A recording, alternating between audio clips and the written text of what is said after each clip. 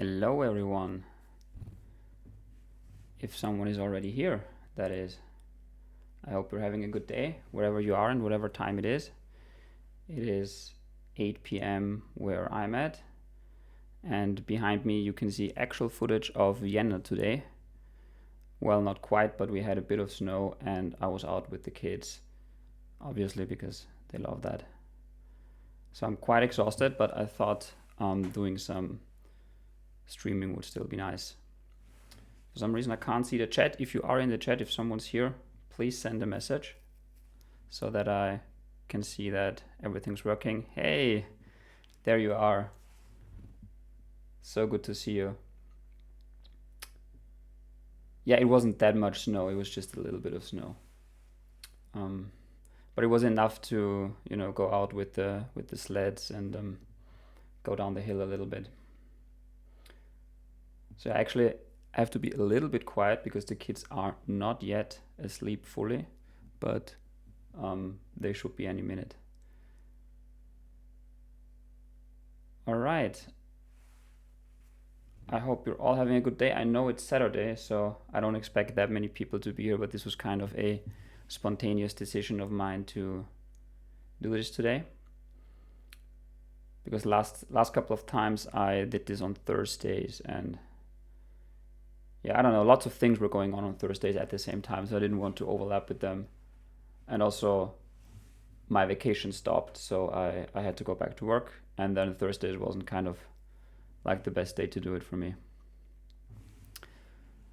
All right, let me see if we can get started. I said earlier on Twitter that I didn't have that much planned on what I'm going to do, but in the meantime I did take a look at the version 5 roadmap of TanStack query, and as you can see, it has like reduced. It's reduced in size, so we have like lots of issues complete already. Lots of people have contributed. I've never seen so many people contribute to like a major version, so that is so awesome. But that means not enough work for me to do, which is also good. There are some issues open, but don't want to look into those. I mean, like what we have open is something about using external store and get server snapshot, which I'm not going to look into because I don't know how to do it, honestly. There are some hydration things that need to get better, also in terms of looking at Next.js, experimental app directory, and so on. I think that would be very interesting to do. But again, this is something that Frederick is very good at, and I hope that he will take a look at into all of these things. Maybe we'll do something together on this. And then we have a couple of issues about infinite queries, and they are actually quite interesting, and we thought a little bit about doing infinite queries completely differently. Or not completely differently, but like change a couple of things to fix those issues that we have here. But I'm also not going to look into those today, because I want to write a proper RFC first, like to get the concept across and get some feedback, like we did for some other discussions, the whole roadmap, and also like the RFC about combining previous data with placeholder data, which already happened.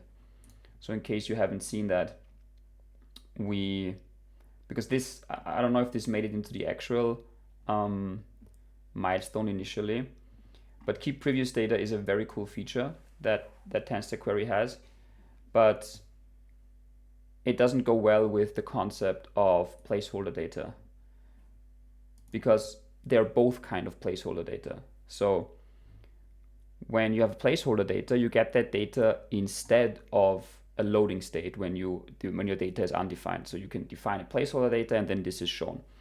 But then if you iterate over IDs, like you go from one ID to the other, and you have keep previous data true, actually, when you go from like pagination wires one query to the next, or you iterate over the IDs that you have on this observer, then you're actually keeping the previous data and you're not getting the placeholder data. But this is not really obvious from this interface. Like it's a Boolean flag, and Boolean flags are always like kind of, if you have multiple of those, it kind of gets weird with the interface sometimes.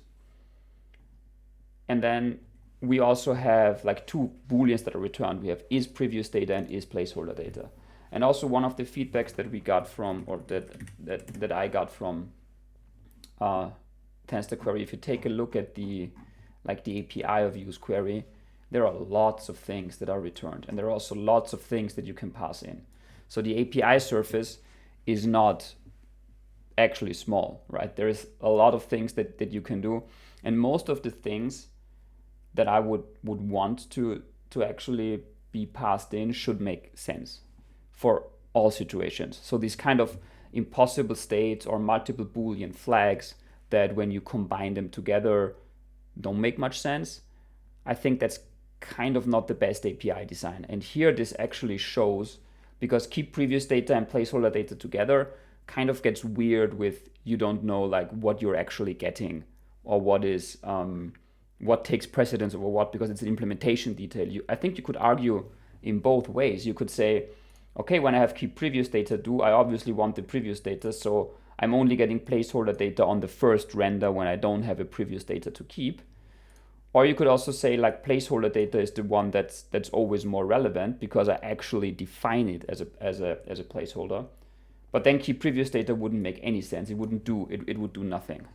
So yeah, Booleans as an API is a good point. I have a blog post about this. It's called No Love for Boolean Parameters, and it actually goes like into detail about this topic, about why I think that Booleans in an API interface are tricky, and there are hopefully like better ways to go about Booleans in some situations. And in this situation, I think we found a pretty good replacement for this API, which is placeholder data can already take a function. So you can provide an object or you can provide a function that returns an object. And we thought, what about if we just have placeholder data receive the previous data as an input to this function, and you could decide to just return it. So actually, how this example would then look like is that placeholder data, yeah, thank you Oleg for pointing the link to my blog. I'm kind of like, I should probably do that myself, but thank you so much for doing this. So placeholder data will, it will not become a function. It can still be an object, but it can also become a function. It is already possible to pass a function. So it's not really a difference in like the interface of this, but it will get the previous data in, and the previous data is going to be potentially undefined because sometimes you won't have something previous to keep. But then you can decide to return this previous data. And if you do, then you will just get that. Or you can say, well, if I don't have previous data, basically if it's the first render, if I want to really combine these two properties, I can do this with like one function. And here it actually is pretty obvious from the implementation, like what is happening, because it says, okay, if I have previous data, I'm going to prefer that. And otherwise I'm going to use this as a fallback. And this is not really obvious from this API. And the other advantage that we're getting from that is that we only have like one return flag. It will only be its previous data. Sorry, it will only be its placeholder data, because both of these things are kind of something that we return instead of the real data that we get back from the query function, just to avoid like hard loading states, to avoid UI that kind of flickers with a spinner and then back. Or in case of keep previous data, you have like a page of things and you click the next button and you don't really want a placeholder, you don't want a skeleton, you don't want something. You want to keep on screen like a suspense-like behavior what you already have. And yeah, we can do this with this new API. And then you will only have like one is placeholder data flag. You can't have both. Like this is one of the things that I've also pointed out in my blog post. When you have two Booleans, that's actually 4 states.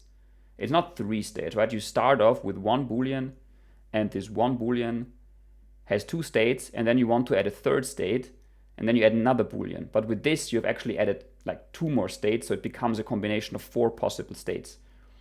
Not sure if I should say state machine, but then David shows up, so maybe that's a good idea. Or I don't know how often I have to say state machine. But here we have the same situation. Like if you can't have both set to true, because you can only have one kind of data that is not the real data. So it's either previous data or placeholder data, but not both. So you still have two booleans, you have to check for two booleans. And with the combination, the only thing that remains is placeholder data, and this decides what the placeholder is that you want to show. And I really like that API. It kind of makes sense. And the migration strategy is basically this.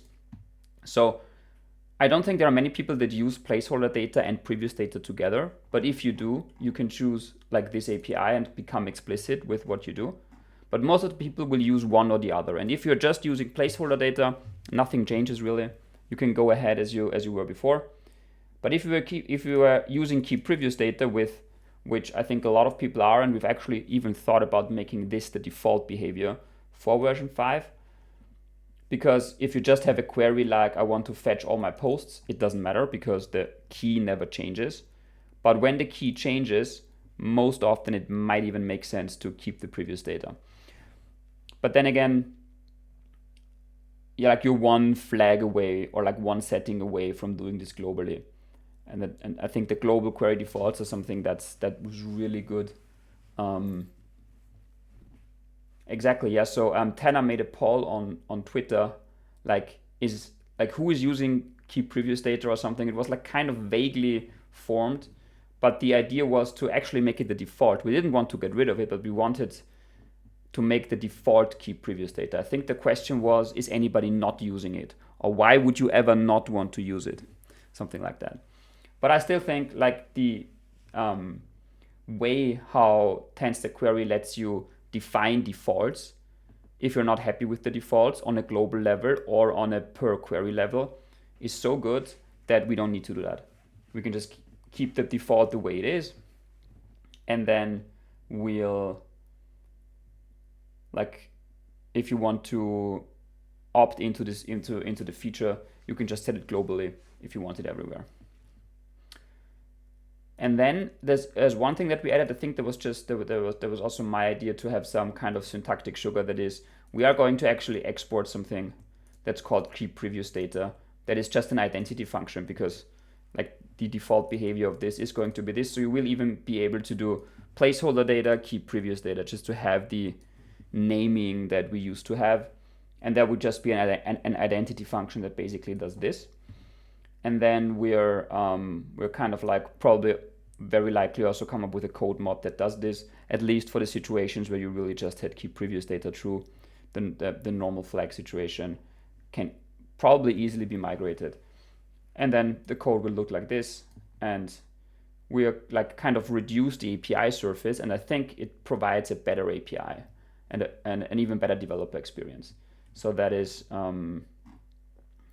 where we were going towards. Yeah, so this is one of the RFCs that I've written, and I want to write something similar for the issues that we have around infinite queries. And once we have that and it's kind of settled on what we're going to do, I have a rough idea on what I want to do. Once we have that, we can work on those issues, or I'll try to work on those issues on the stream then next time. So for today, I have another thing that that came up quite recently, and that is something that actually 4 days ago. But I think it's relatively straightforward how I would want to fix this, and this is that get query defaults. And now we're getting back to like the beginning where I said that the defaults of TanStack query, how you're setting them, is very powerful. I don't know how many people are doing that. I'm a big fan of doing it for some of the settings, especially for stale time. And that is using query defaults per query key. So there are multiple ways how you can, let's start like this. There are a bunch of ways how you can set query defaults. The most prominent way is probably, and let's just go into a code editor here for a second. Let me just go to a test file, because there I can do like the query code test something here. Let's just do something like const, we have a query client already, let's name it client, equals new query client. And then probably the most prominent way on how to define defaults is, what's up?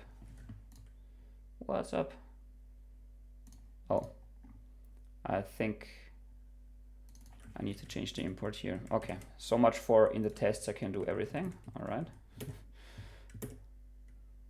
Yeah, that's the one that I want. Okay, that's better. So query client.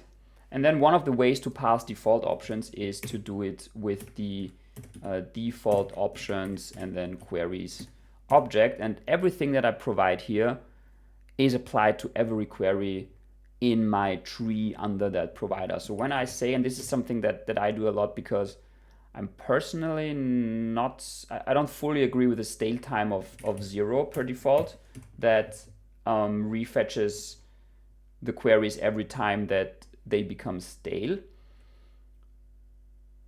But that's also just a personal opinion, right? I see there's nothing inherently wrong with this default. It's just that TanStack query really defaults to keeping your client up to date with what the server does, and stale time 0 is the best way to do that. But then again, you can say, okay, globally, I just want to have this. I think 20 seconds is something that I do a lot, or maybe just 10 seconds. I don't know. It's just kind of, or maybe 2 minutes, right? So this doesn't really matter how much you do this, but having the global stale time 0 is something that I'm not so super into. Can I elaborate on why I'm not a fan of stale time 0? Yeah, I can. So let me take a second to think of how I'm going to put this. So what I do a lot is I kind of use query a lot, right? So we have a custom hook and we use that hook in multiple places. So it's not uncommon for me to have like 20 observers or maybe 25 observers on the same query.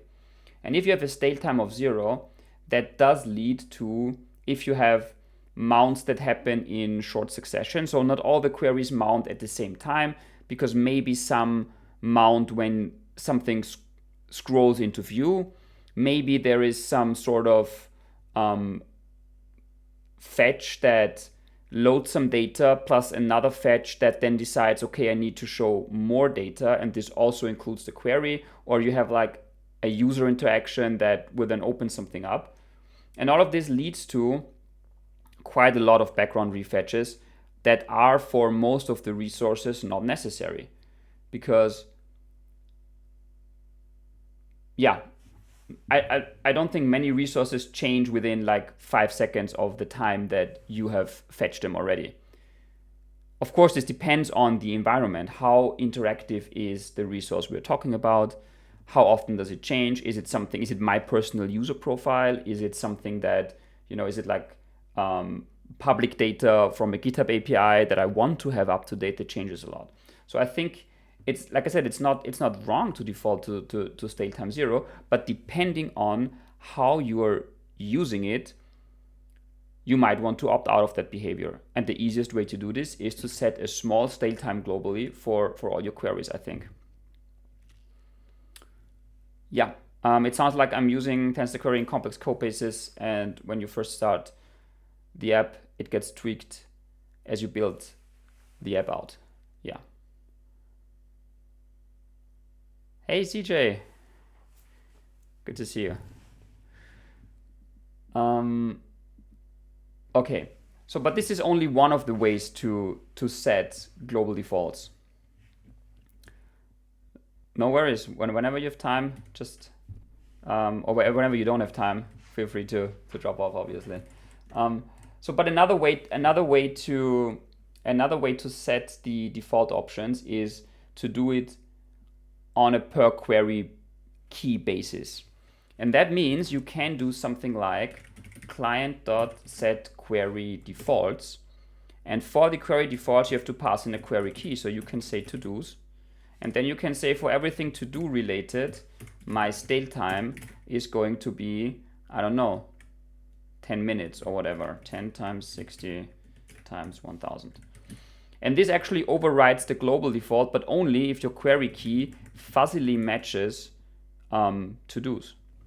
And then you can go a bit further and say, okay, but everything for like to-dos and I don't know, like list or detail or something, I want to have a different setting. So maybe for all my detail queries, I want to set keep previous data true, or like, oh, it doesn't exist anymore. We're on version 5. So I need to do placeholder data like the identity function or the keep previous data that we need to import. So because that means on my detail queries that all have like a bunch of numbers behind them, like to-dos detail 1, to-dos details 2. I would like to keep previous data because I'm displaying them in a list, and there this feature makes sense to me. So what set query defaults can do is define defaults for multiple queries fuzzily, but not for all of them. And what the default options can do is they do it for all of the queries.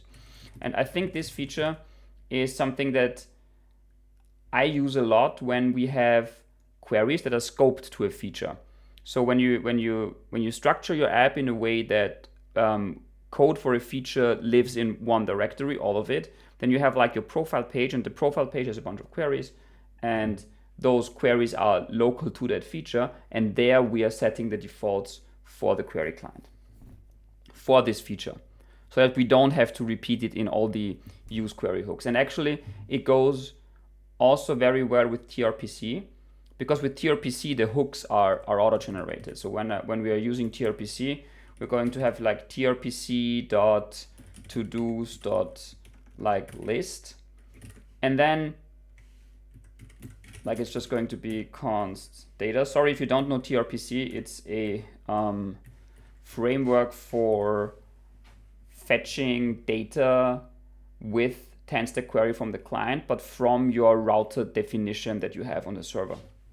It goes very well with Next.js, is something that we are using at work, and gives you like on the client side, it gives you the same developer, the same experience and user experience and same features that you get from TanStack query, but you get an additional layer of type safety because you have this upfront definition on the server where all your routers live. And then you don't have to manage query keys manually, which is a big thing because the larger your app grows, then this kind of gets better with TRPC on the server because you already have a router definition, you already have endpoints, and they are already grouped together. And this basically also defines the hierarchy for your query keys that you also get with the query key array. So I'm a big fan of this technology. And when we're using this, this actually means we don't need to write custom hooks anymore because all the hooks are auto-generated. So you can just say trpc.todos.list and you're getting the list query. But what that means, if you're saying that every time where we use the to-do list, we would have to pass in the options, and the options are the second argument, so it has to be like undefined, and then I don't know, the stale time that I want to have. Then you would actually need to do this every time, which means you would have to write another custom hook for it, or you would just repeat the same setting everywhere. So especially in these cases, I think the query defaults do make sense, because then you can just say, okay, for all my to-dos, I want a different stale time, and then I can just get rid of all of this and just say, give me the to-do list with wherever I want with whatever the default values are. Yeah, to answer the question, the chat, how are the global defaults per feature better instead of defining it per hook? I think maybe I've answered this with the example of TRPC, where we are not actually doing custom hooks. I mean, we could, but it kind of like you get the leverage that you get from TRPC by just calling the functions directly that are provided to you and that you get from the server. So we don't do custom hooks when we do this, which is why we use the query defaults to do that. Otherwise, I think that one of the ideas is that it kind of, the fuzzy matching takes care for you if you add more hooks. So of course you can have like one object that you spread onto your hook, and then you have one custom hook and that encapsulates that as well. This would also work. So this then kind of comes back to preference, I would say. Okay, so what's the problem? The problem is, let's go back to let's just revert the changes here.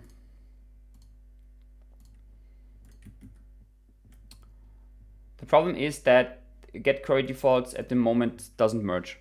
So Okay, let me quickly look at chat and look at the question here. What's your strategy for managing query keys without TRPC? In our code base, I put them all in a big const object, but I feel there's probably a better solution.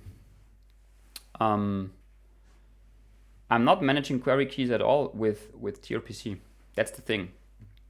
So in TRPC, sorry, let me take a sip of water.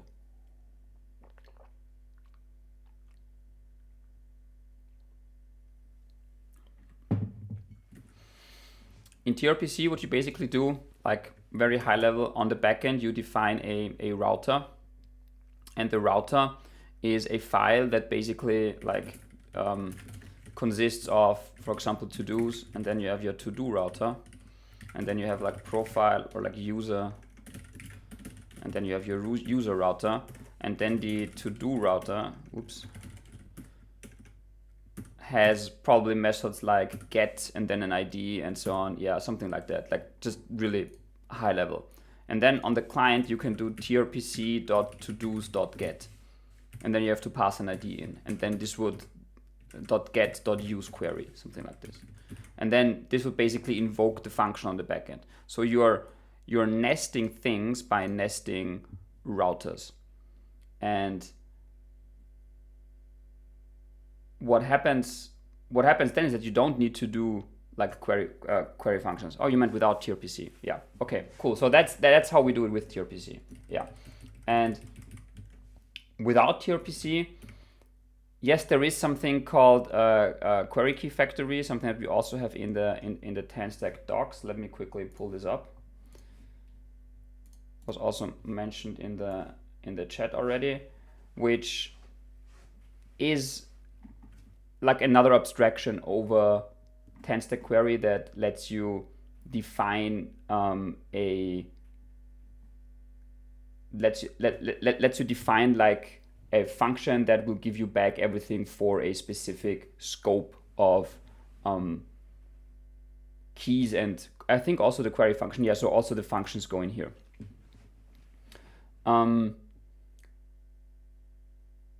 We don't use it. What we basically do is we define query key factories manually. So it's just probably a function that, or an object that has a bunch of functions that return a bunch of keys. So I also have the blog post about that, the query key factory.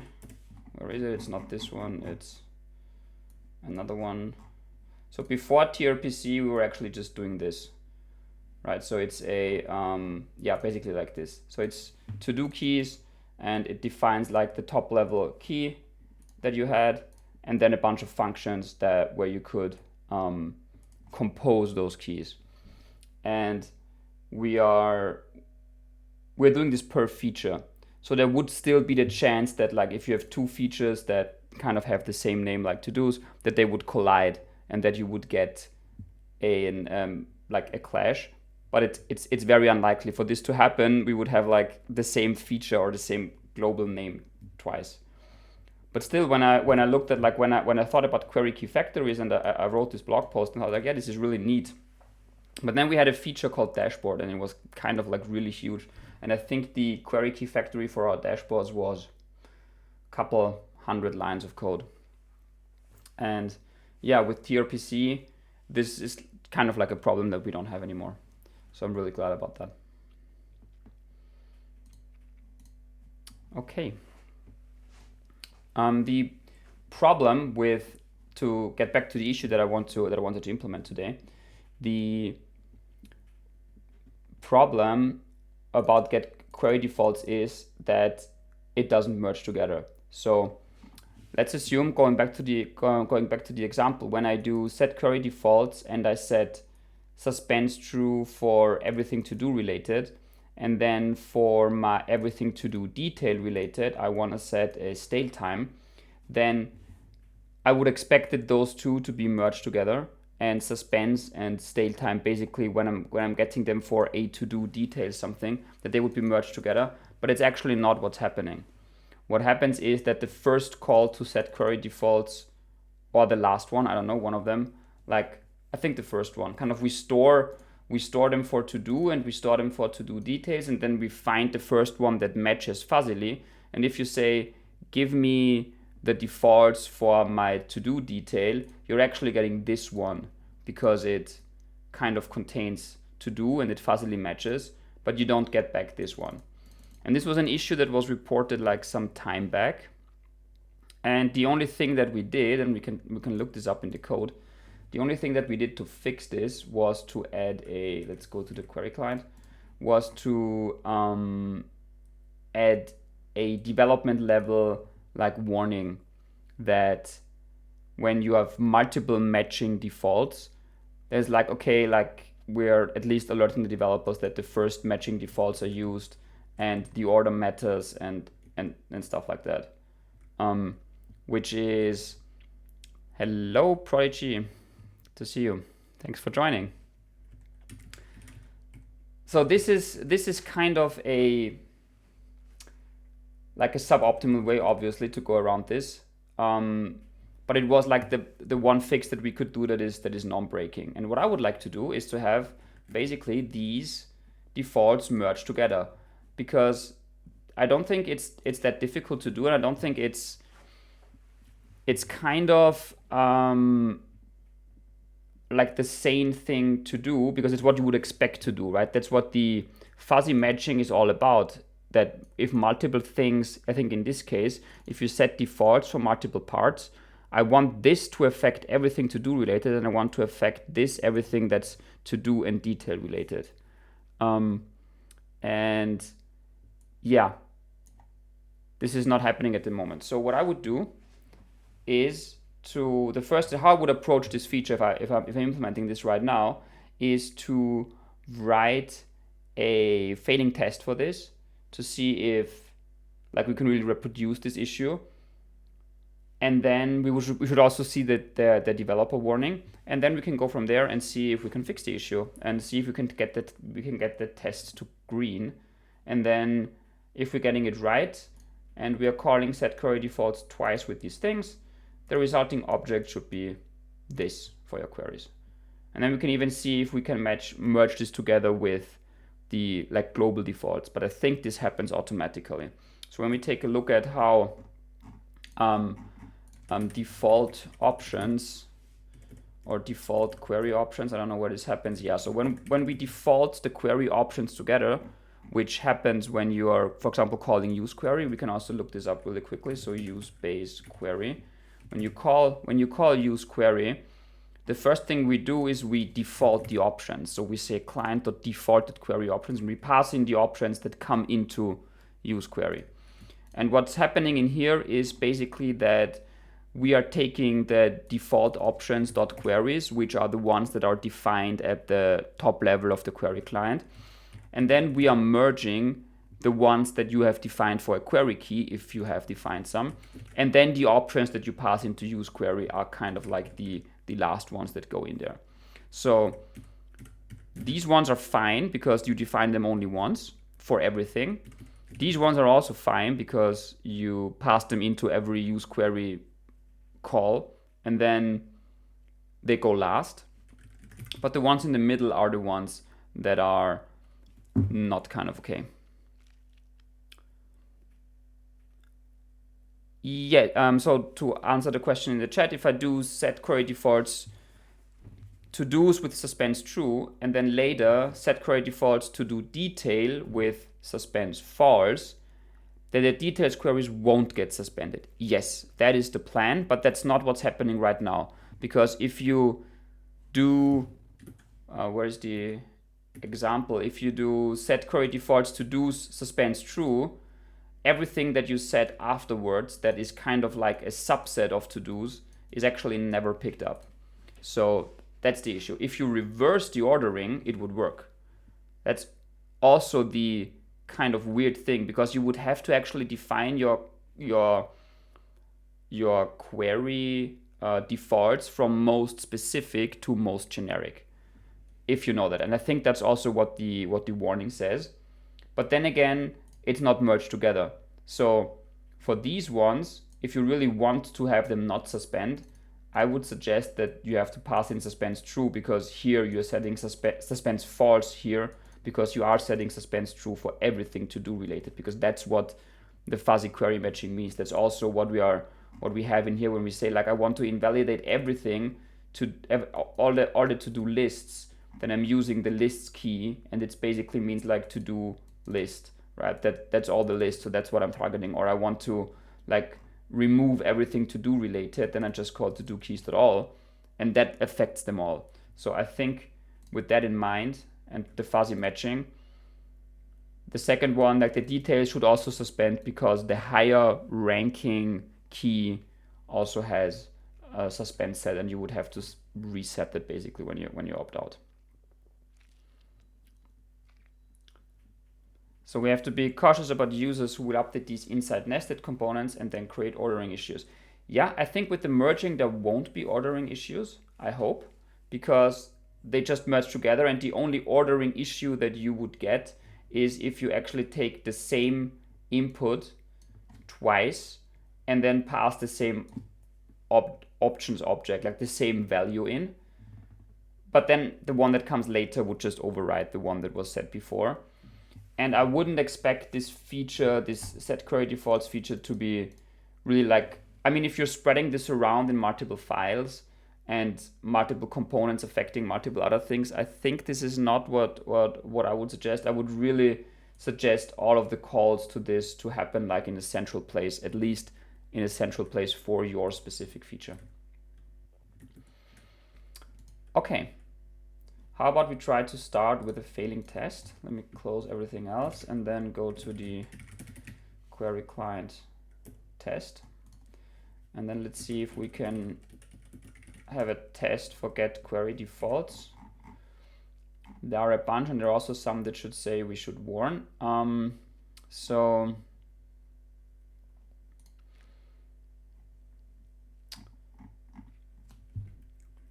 let's try to make another test. So let's say test should merge default options, and then let's actually give us a key.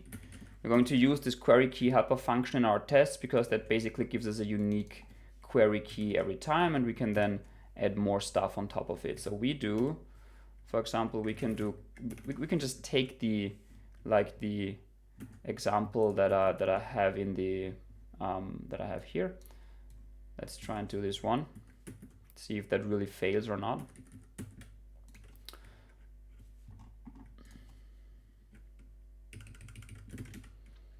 So let's do query client set query defaults, and then we are going to do key and to do that dot key is just to have it scoped to a single test. And then I'm interested in why this is red. I'm missing a bracket here. Okay, cool. Yes, no, oh, this one's wrong. Okay, yeah. That's what you get from typing without like a good editor in GitHub. And then I would say, if I do like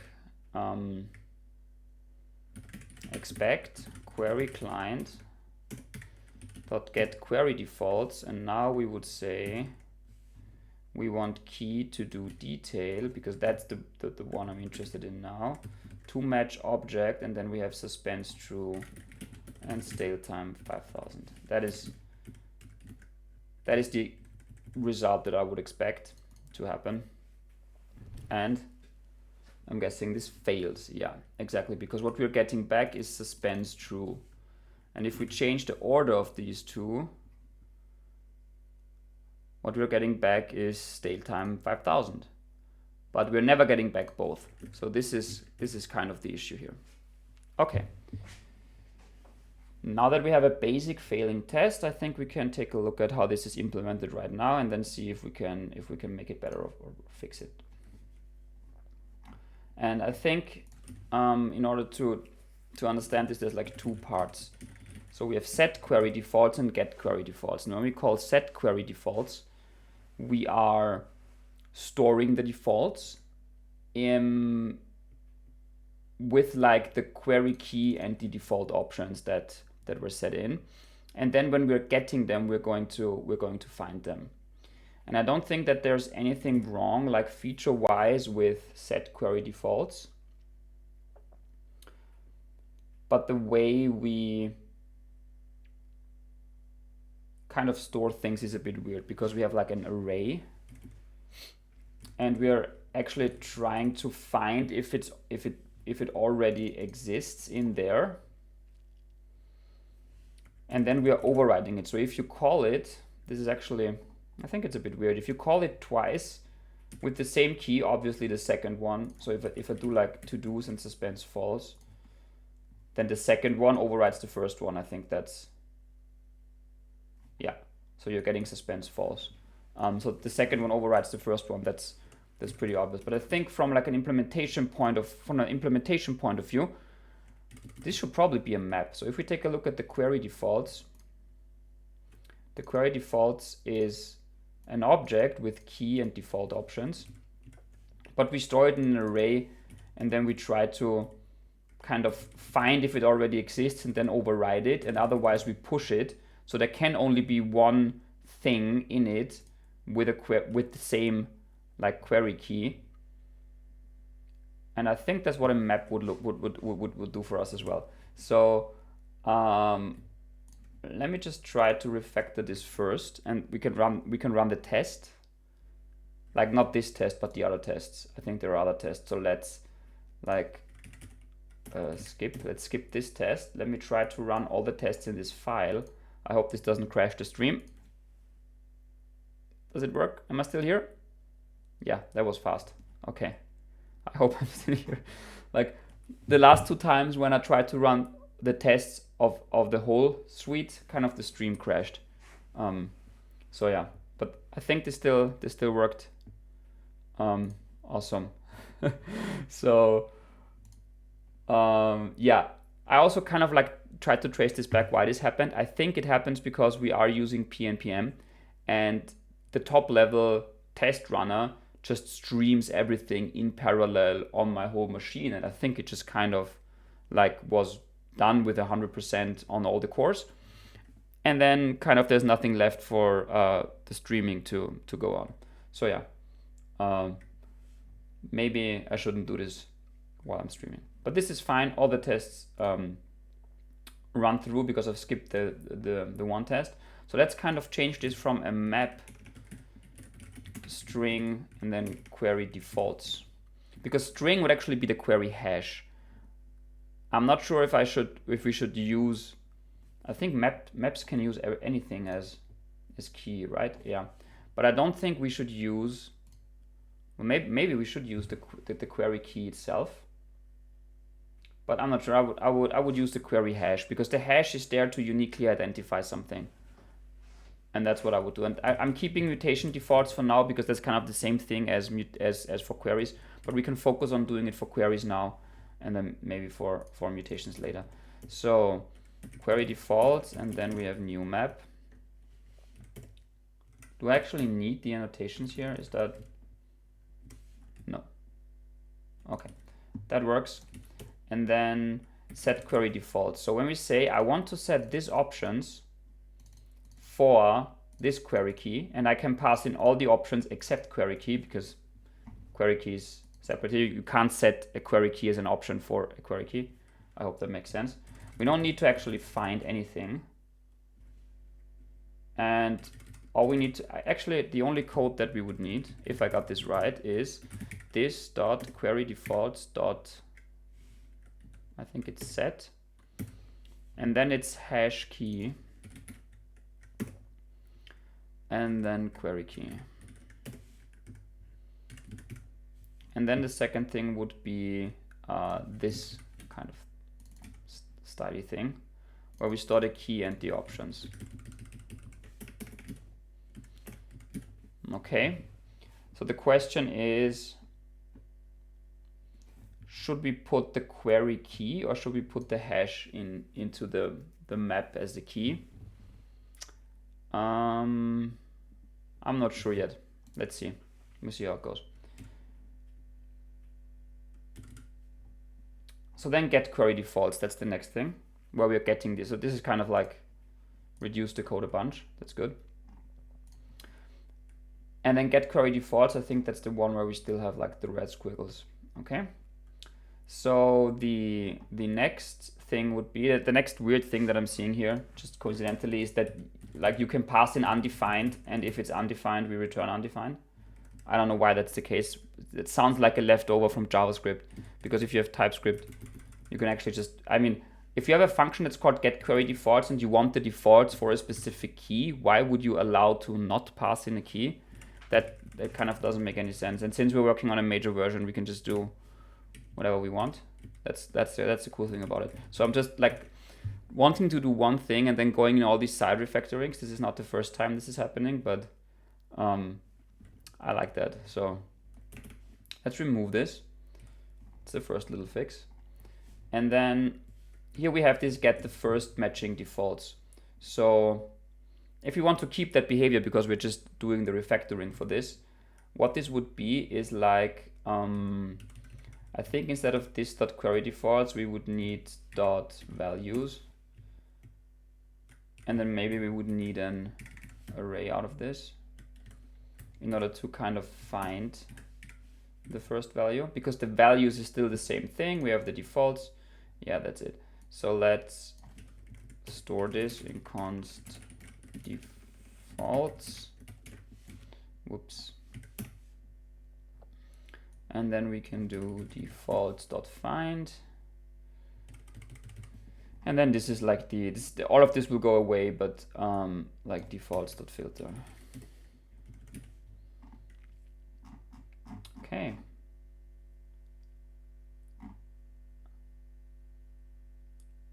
Ah, we might not have options. Maybe that's why. Okay.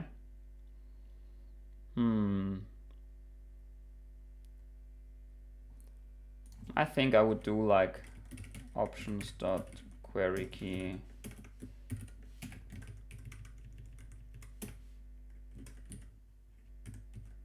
Does this work? I think it must be in brackets.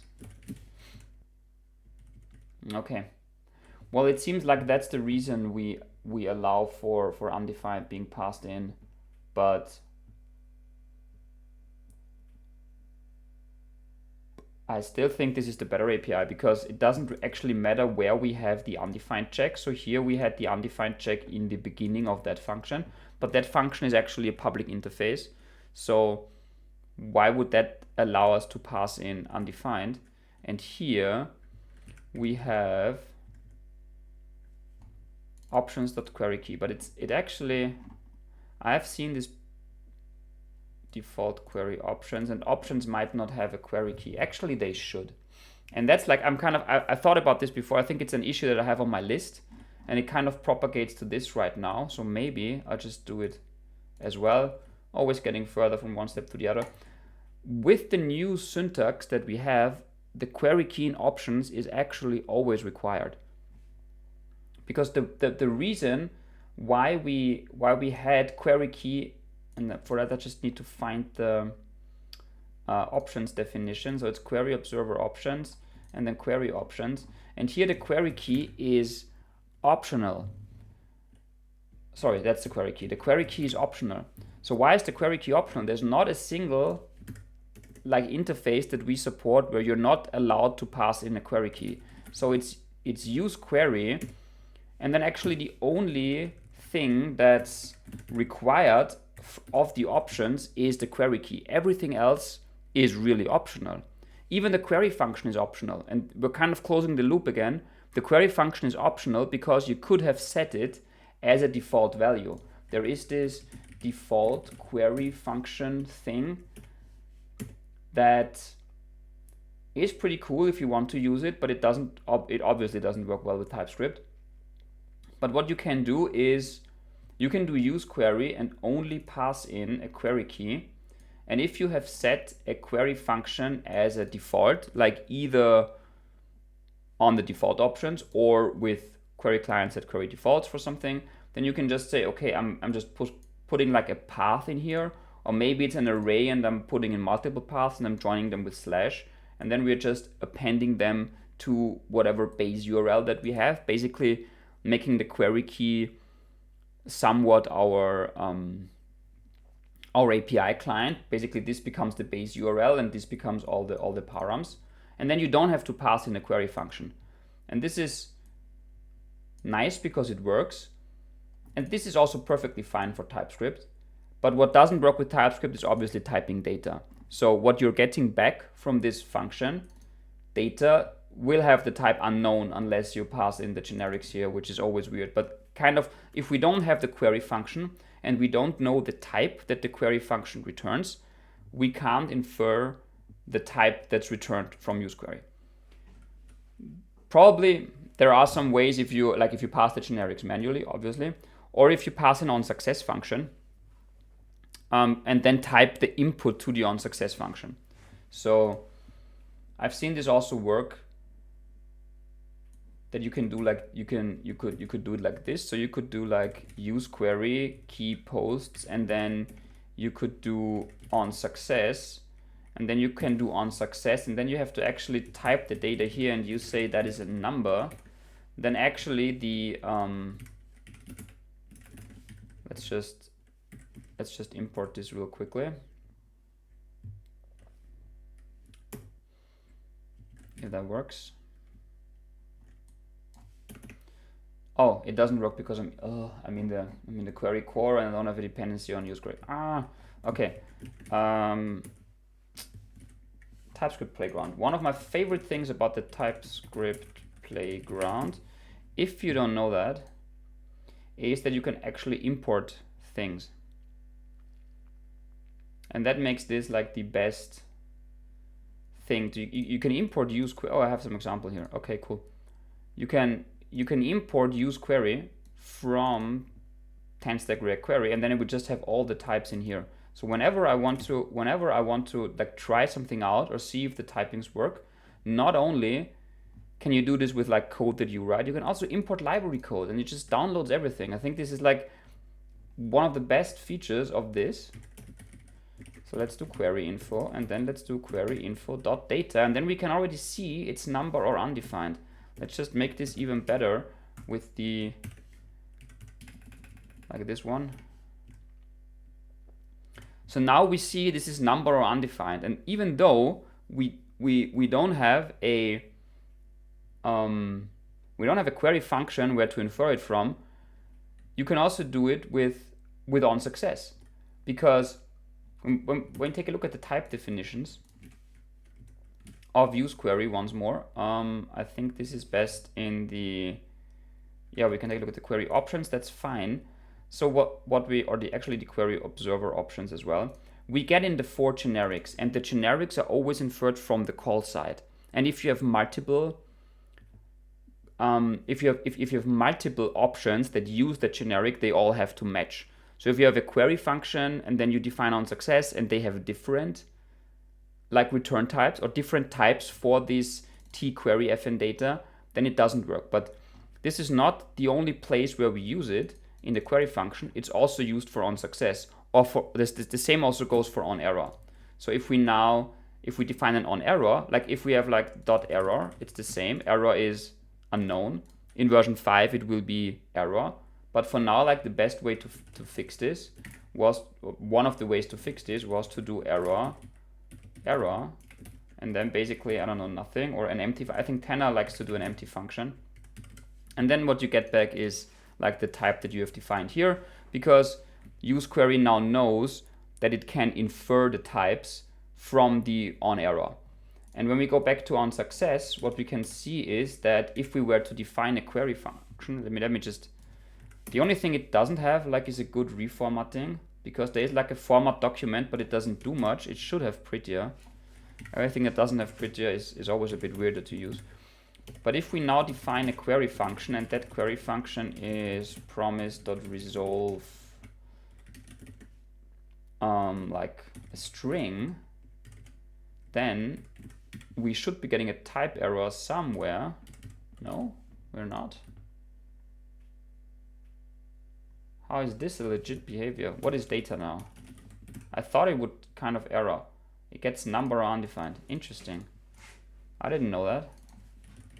See, and there everything breaks apart from what I thought I knew. Because data now is inferred to string. That's obvious, but if I'm just writing like why does this work? Huh. Like if I return string here. Ah, see? Oh, it's a promise of string. Okay, cool. Interesting why this works. Probably maybe because on success, this could be it. Because on success, yeah, see now we have, use query, string, and number. Because we actually have two different generics for on success and the query function. It's not the same, because what on success gets is actually the thing that select, that's passed through select. So if we now have like something that select gets the data, and the data is string, and now if we do this, now we get a type error. I mean, we get a weird error, I think. Yeah, we get a very weird error, but we get an error. And the error is, and this is because we have the overloads, like in version 4. And if you have like an overload match error, because now you're saying like my query function returns string, my input for select is also string, my output for select is like the const 5, but then the output of select flows into on success, and here I want the number, and the error message is query key does not exist in read-only unknown array. And you're like, what is going on? This is like the worst. You've no idea why. Like I wouldn't know why unless I like coincidentally know that if you remove this, now it works, because now data is it even 5? No, it's a string. So if you do as const, then it would be like 5 inferred. That is so weird. But because we remove all the overloads, I hope this will get better in version 5. Anyways, to go back to the example that I wanted to show about where to infer the data from, I chose on success, but then I realized on success has like, it's a different generic. The same generic is actually select. So select really gets what the query function returns. So if the query function returns a promise of string, then data is a promise of string. But if I then say data is a number, then I'm actually getting like the complete error that we had before. Those two generics are the same generic and they have to match. But if I remove one of those, if I remove select, then I'm getting my string back. And if I remove the query function, I'm actually getting like, now I'm getting 5 or undefined, obviously, but here I get a number in, and here I get like the 5 that's returned. Or if I just return data from here, like an empty select, basically, I can still get that type inference for the data, even though I don't have a query function. So yeah, the query function is just the primary means of getting data from. Okay, where did I went off the rails this time? What was I actually doing? Yes, so the query key is optional, and I think the query key being optional is only because what we could previously do was we could use query with multiple overloads. Again, back to the overloads. So what we could do is we could pass the key here, and then the function like here, and then the options here. And then in those options, we don't need to provide a query key because we have the key already here. So that's where we have like 3 different ways of doing this. Another way would also be like you could also like do it like this. I don't know if anybody knows that, but this is also valid. Like just the key and then the function. So the overloads are basically 3 things. That also, but I don't think anybody used this syntax. Everybody was just using key and then function and then options, maybe options. So, but that's why everything in options is optional, because there is no guarantee what is in there. In version 5, we actually have the guarantee that query key has to be defined, because the only valid syntax is this one.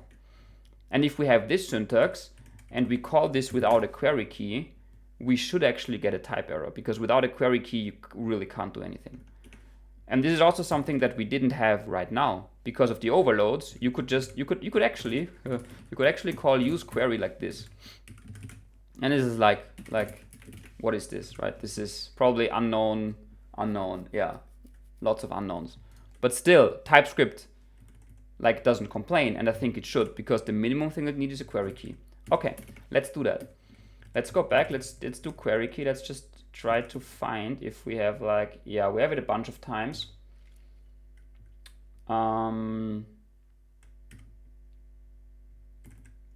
But I think the only thing we need to change is this. So query key has to be defined.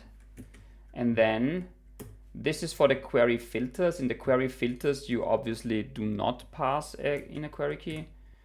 And then here, the query key also needs to be defined in get query defaults. That's a wrapper for view query. Not sure what that does, but it looks fine. As long as it compiles, it's fine. How will the default query function work in version 5 when the query key is required? The query key was always required, even if you use the default query function. That's the thing about it. Like if you use the default query function as described in the docs, you can omit the query function, but you can never omit the query key. Like you had to pass a key in here. Otherwise, without the query key, we don't know which query we should create the observer from. I would actually like to try this. Like, do we have some time? Yeah. I'd like to try this out real quickly, because I've probably what happens is it says it doesn't find the query function or something. But what happens if we, like this is JavaScript obviously, but what happens if we just try that, right? What happens if we remove the query key? What happens then? What do you think? What should happen? An error? Probably. I know if there, like, I think the error we're getting is no query function defined, but I don't know.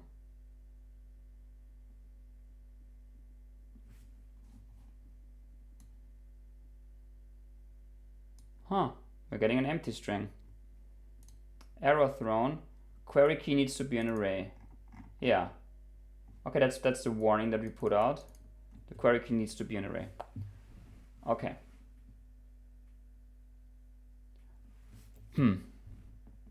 But it's not actually like failing or anything. It still picks up the query function. But the hash is just an empty string. I think that's because of it doesn't runtime error because there is a query hash, and the query hash is basically it takes the query key, and the query key is undefined, and then it JSON stringifies undefined, and probably that's what you get from it. I don't know. And then it's kind of like this is the key, and you can't look at it because I don't know. But it actually works. Like it also refetches, and it just throws some def that's just def level warnings. Yeah. But I think this is because again of the overloads. I think if we don't have the overloads in version 5, it would look at the query key and it wouldn't know where to associate it with. But we'll see that once we have it. I think it's good enough that this TypeScript errors, because runtime is runtime. But if you get a TypeScript error that you didn't pass, like query keys is required but not passed, I think that would be good. So that's what we actually did with this change of the query key being required. And now we can actually go back to the real thing that I wanted to do, which is this one, and then options.queryKey must actually be defined, right? So get query defaults. Oh, but options is probably potentially undefined. Why is options potentially undefined?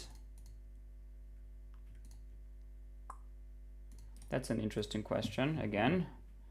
Why would I call default query options without options? This is now going a bit far, but actually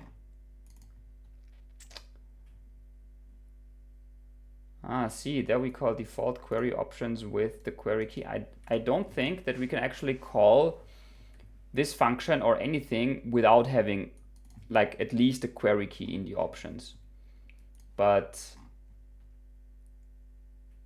this is something that I think everything that we've done so far is correct. So having the query key be required in the options is something that will be very good for like the TypeScript experience. And for here, what I'm going to do is still like what we had before. So options dot query key and get default options, because we have this ESLint rule that says like no unnecessary condition. And if we ever change this, that like options must have a query key, it will tell us that we don't need to, like if options must be defined, it tells us that this is unnecessary, and then it will tell us that this check for query key is unnecessary, and then we can just remove it. So if you have like types and the linter that you trust, you can just go ahead and do this. Just interested in what this error is. Property query key is optional but required in hash query key by options. And now the defaulted options. Oh, I think I need to do the, let me just try to do this type assertion a bit earlier. Yeah. No. Oh, and now this is unnecessary. Okay. Yeah, that makes sense. Because how would we not have a query key in here? And the defaulted options, like after merging them together, we have a query key. We actually must have, like I said, we must have a query key. I think I need to change the type of those options, but moving the type assertion up 4 here is also okay. And then we can definitely remove this check here. That should have never been necessary, because we have a query key. Need to have a query key. Okay, cool. And now what's going on here? Ah, yes, now it says the options doesn't have a query key. Ha, because we're omitting the query key from here, and we have it separately. Okay, well then, actually, let's just merge these together. No? Why would that not work? Let me just see. Because here the only issue is that query key is missing. But required, okay.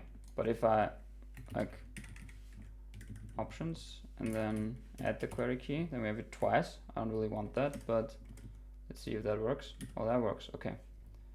Ah, I would need to change the structure for this. Okay, cool, one step at a time. We can, like if we have the query key twice, and we have it once in defaulted options, we can still change the structure afterwards.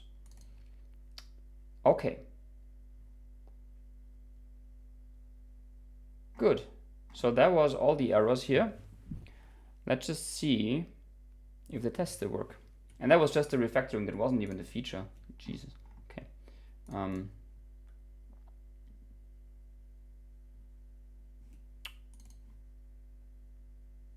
Okay. Oh yeah, now we get an extra query key, obviously, in this like default, oops, in this to be, I haven't seen this test before. What does it do? Should warn in def if several query defaults match a given key. Okay. Well, the test is unnecessary after we've done the feature. That's the thing. Do I want to look at this test that we're going to remove afterwards? I don't know. So here it's just like it receives an additional query key because we have added it to be there. That's fine. To match object. Maybe that's better. I don't know. Doesn't really matter.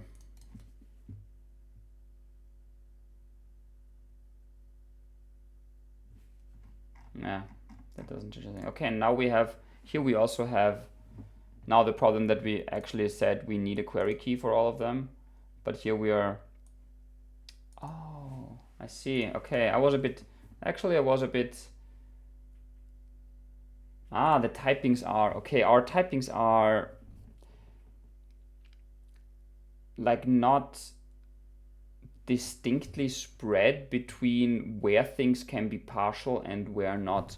So what happens now is default options actually takes as a, like for create query, for new query client, the default option that you pass in, it actually takes query observer options. And there we just have everything defined as partial, like as with a question mark, because up until now it was.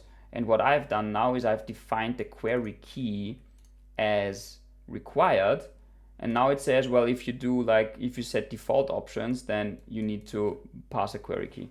That doesn't make any sense. Actually, you shouldn't be. I think the opposite makes more sense. Like, why would you set a global query key? Because the query key is the only thing that you cannot set globally. That's the only thing that has to live kind of for each query. So with that in mind, I think making query key required here is the right fix, but I'm not going to do it right now. Because what I and maybe this is something for another stream, or like I thought it's just a quick fix, but usually when you think something is a quick fix, it actually evolves into a bunch of stupid changes that you haven't planned. What we would need to do is to separate the types into types that get passed into use query, where we always want the query key to be defined, and then between types that can be set as options on some defaults or with set query defaults on another level. And on this other level, what we actually want, and then if we make the query key required here, which is the correct move, if we take a look at what set query defaults takes, it takes a query key separately, and then it takes the query observer options without the query key, which is also correct because we don't want to set the query key as a default, but I think this would actually need to be partial. And I think everywhere where we are saying we want to set like a bunch of things, we should explicitly annotate it as a partial query observer options object, because if we make another property required, like maybe we will like the query key, maybe we will add another thing that is also required for the usages in use query, that still doesn't mean that it's required when you are passing in a default value for somewhere. On those levels here, and also for create query client in the test, what we want to pass in here, and here we say, yeah, you can pass in observer options, but actually like the correct definition of the type would still be a partial type, because there's only, basically I would say it works coincidentally, because the options, all of them have like a question mark next to them. But this is like, we need to distinguish between which options are actually optional when you use it. Like you don't have to pass enabled ever when you call use query, that's fine. But the key needs to be there, but it doesn't need to be there for the options when you pass them in with the default options. So I think partial here also makes a lot of sense. And I could add this now, but I will keep this for when we actually make the query key required, because right now, again, it coincidentally aligns. Everything is partial, and that's what you can pass in here as an options object. Okay.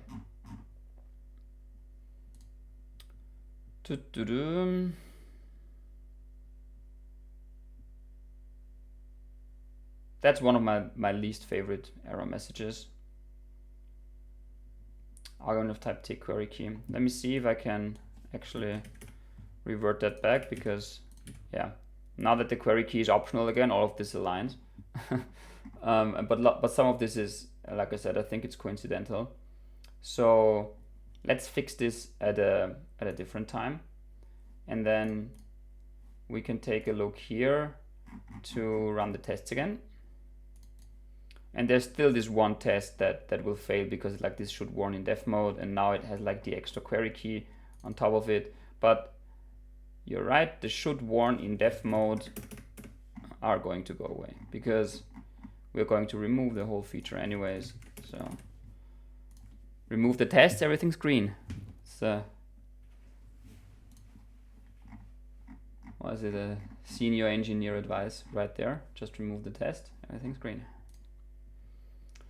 Okay, so if we take a look at what we've done right now, is basically a refactoring. Query defaults becomes a map, and then we are setting something into the map, and then we are getting defaults, and we're finding it out of the map.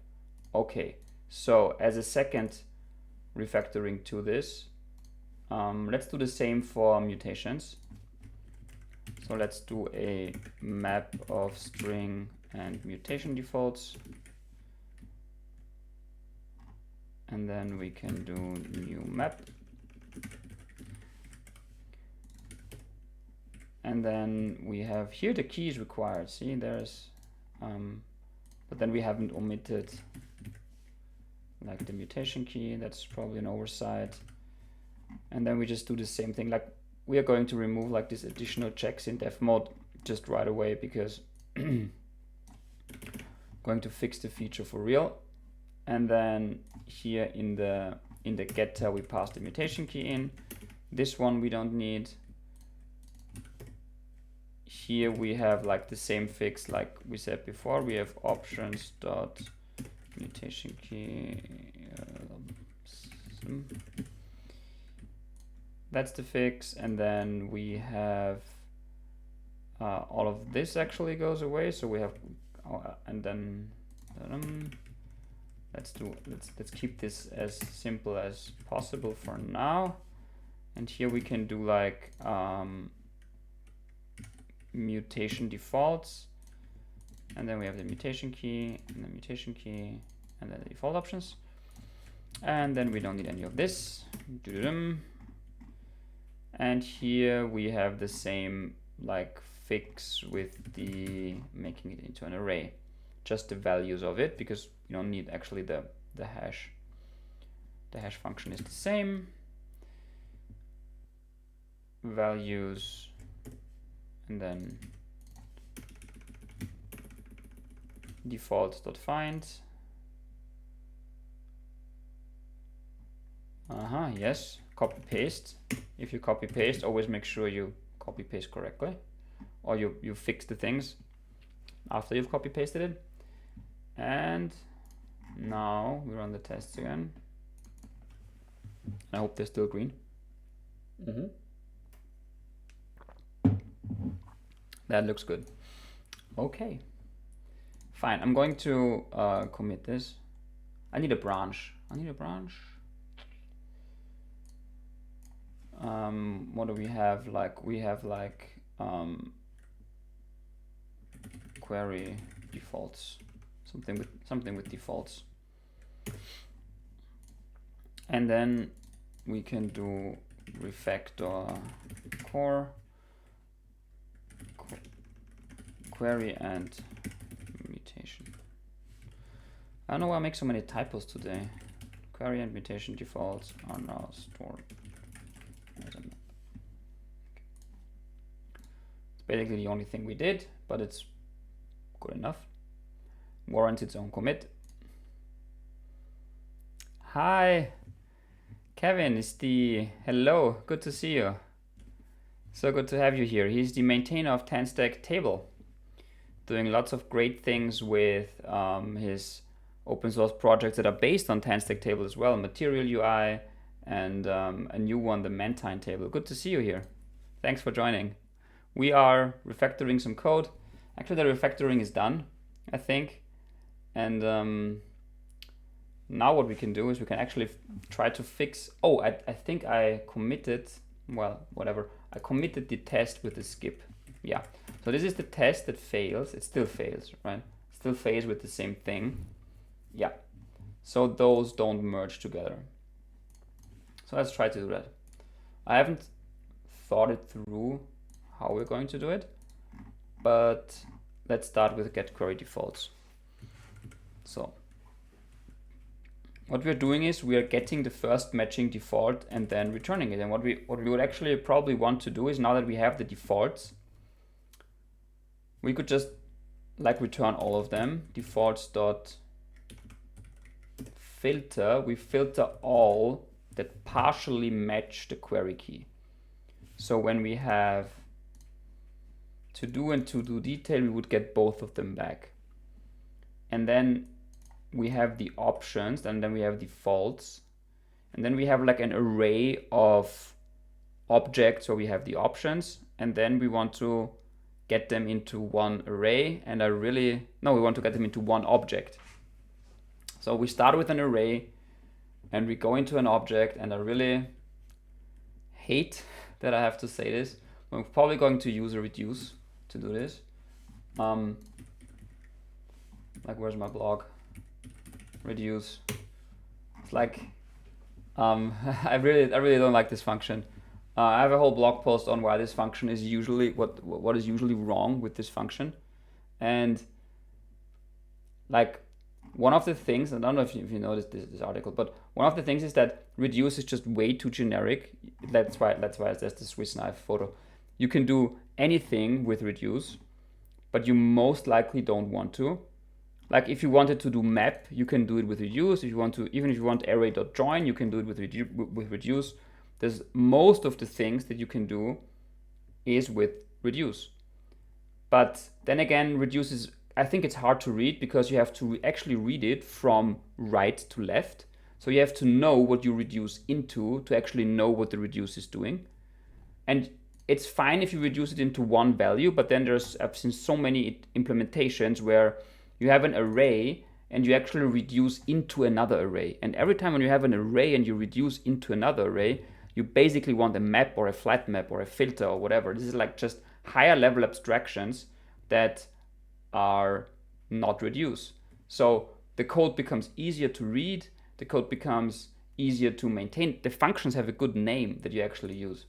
So yeah, there's when is it okay to reduce, and transforming arrays into objects is one of them. Even though, and there's another shameless plug for Remeda, which is a TypeScript utils function library that I also maintain.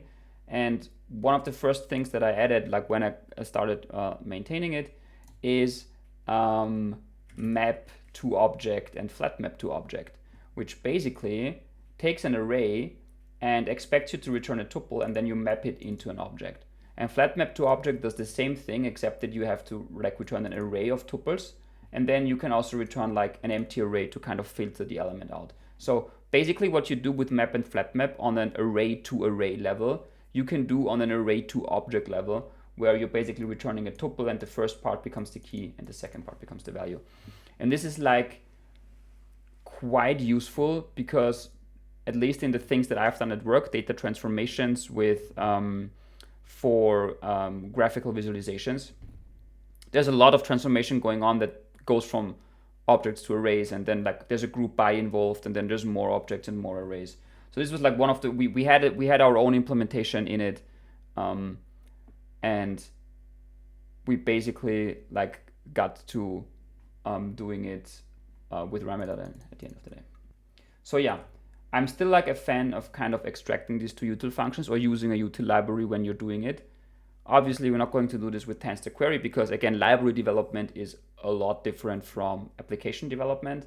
And most of my advice, or at least the early advice, or actually most of my advice applies to application development, because I think most people are application developers when they're writing their code. And the things that you need to do in libraries is kind of different. So here we're trying to get like the code that's the most concise and the fastest and whatnot.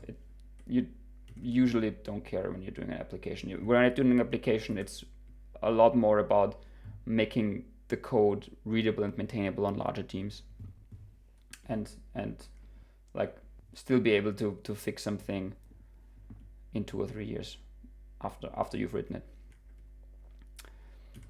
Hello. Yes, I am. I'm not trying out WebStorm or IntelliJ. I think I have to say this on every stream. I am a IntelliJ user for over 10 years, 12 years, 15 years, something like that. I've never used VS Code. Maybe that is because I used to be a full stack Java developer. I started as a backend developer, and obviously in like Java, Scala. No need to be sorry. It's totally fine. I get that. I understand that many people think that everybody uses VS Code, and when you start as a front-end developer, I think it's still by far the most popular one. But I've just gotten so used to VS Code, to IntelliJ, that yeah, I haven't had the time to move away or try something else. And I was not aware of the PR tab in IntelliJ. Actually, where is it? Who can show me where the PR tab is? Like PR, Paul. I don't know. So this is actually the, I don't know, maybe it's a feature that's, I don't know, that's not yet here, because I did switch to the beta UI version that looks completely different, but I love it. I mean, I think it looks a lot more like VS Code now, which is the weird thing. Yeah, so I don't know if it's here, but if it is in the beta UI, yes, please just post a message in the chat, and then we'll try to see it. So back to the function in question. This is not first matching defaults. This is like just matching defaults. I think this is like, I don't know why there's a comment that says get the first matching defaults, and then we had a function that was called const first matching defaults, and then like defaults dot find. Yeah, not really sure why you would need a comment for that, so I'm going to remove it. Matching defaults is defaults.filter those that partially match the key. I think this is very self-descriptive. And then we have like, we're going to return, and then we're going to do, see, Copilot knows that I want to do matching defaults to reduce. I don't really want to, but I will. And we are going to, yep, almost, that's almost the correct code. And then we're going to reduce into an object. And then of course we're not going to rename it accumulator and X, which is kind of like wording. This is like default options. And this is like, oh, this is like defaults, and this is like matching defaults. And then we have like defaults and matching defaults or default options.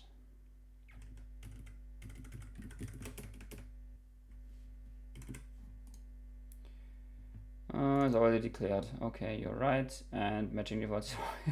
Okay, I chose like the only two names that are already declared. Perfect. I don't know, maybe accumulator is fine because you know what it does. I don't know. And then this is matching defaults. This is just going to be like, actually this is the matching default with a single, because we are reducing from defaults. Okay. And then of course we're having like the issue that I've posted also in the blog post, which is a performance pitfall when you're actually spreading using object spread in a reduce of an array that always gets larger and larger, because there's like it's like really slow, a cost of always allocating the newly creating object that's always bigger after each iteration. But here it doesn't matter. Because like, how often are you calling set query defaults? Like, if anybody has like 100 things in that, I would be surprised. And even with 100 things, this is not slow. It doesn't matter. Where I was testing this, we were talking about, I don't know, 10K entries. So an array with 10K entries gets slow if you do this. Okay, if you have 10,000 query defaults, you have different problems. So this doesn't matter. Actually, is there a better way to do this? Like, what would be the better way to do this? I mean, without object spreading, actually. Because if you're just adding one value, you could just mutate the accumulator. But is there a good way to merge two objects that's not object spread or object design? I don't know. You could loop over this array. Now you could loop over this object and then assign it to the accumulator somehow. I don't know. Not gonna do that. So let me try to. Okay, something's out of sync. Is the camera out of sync with the audio? I hope not. Let me just take a look at my activity monitor to see how my computer is doing actually. Pretty busy. Okay. Okay. So let's see if the test works. Do we think the test works? I think the test works. Okay. That's cool. That's the feature right there that I wanted. I think I'm just going to do the same for the mutation defaults now, and then going to commit it, and then going to think about maybe refactoring this, because it's like super duplicated between mutations and queries for not a lot of good reasons.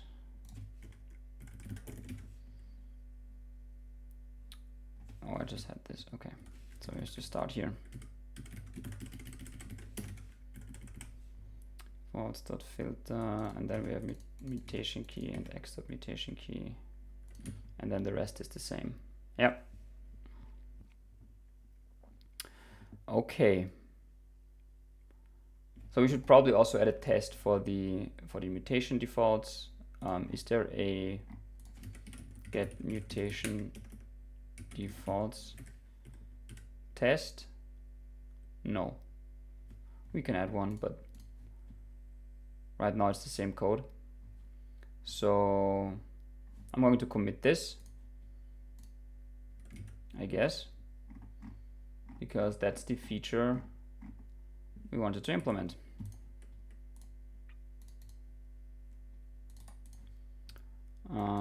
Let's do feature core query and mutation defaults can now be merged together.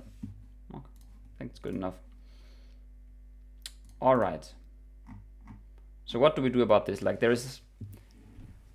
we have mutation defaults and we have query defaults and we have two functions. Basically, we have a bunch of functions that do the same. And they actually have the same structure. And while it's not a big issue, I don't know.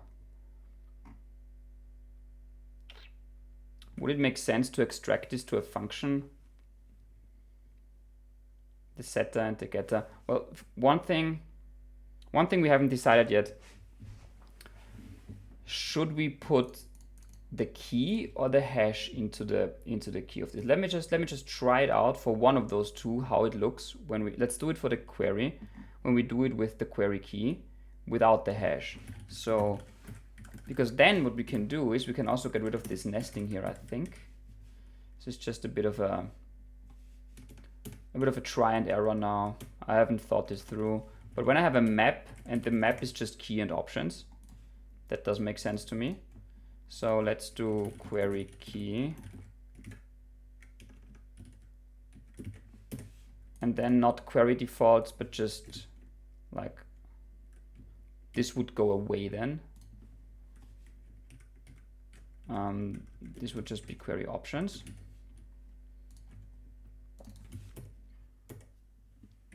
Because we need the key, because the partial matching works on the key. We need the we need the hash to make the comparison, and we needed the hash to make the comparison to override it. Oh, that's a good question. That just came to my mind. The map's probably like a JavaScript map. Probably, if you put in two arrays into a map, what happens? Is it then like, is it the same thing? Probably not, right? So what happens is if we do like something like const x equals new map, and then we do map dot, is it dot set, x dot set, and then we do like an array with foo and then true, and then we do x dot set an array with foo and false. What happens then? It has two entries. Yeah, obviously, because arrays are like, this is not the same thing. Okay, then we need the hash. It's kind of, I answered my own question now. That we need the hash, because the hash kind of makes sure that when you call it twice with the same thing, it doesn't it actually deduplicates right correctly.